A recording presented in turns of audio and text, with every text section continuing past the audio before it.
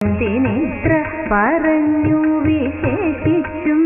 ചിന്തിച്ചിടുവാനാവോളമെല്ലാരും കർമ്മത്തിന്റെ വലിപ്പവും ഓരോരോ ജന്മങ്ങൾ പലതും കഴിഞ്ഞെന്നതും കാലമിന്നു കലിയുഗമായതും ഭാരതഖണ്ഡത്തിന്റെ വലിപ്പവും അതിൽ വന്നു പിറന്നതുമിത്രനാൾ പഴുതേ തന്നെ പോയ പ്രകാരവും ആയുസ്സിന്റെ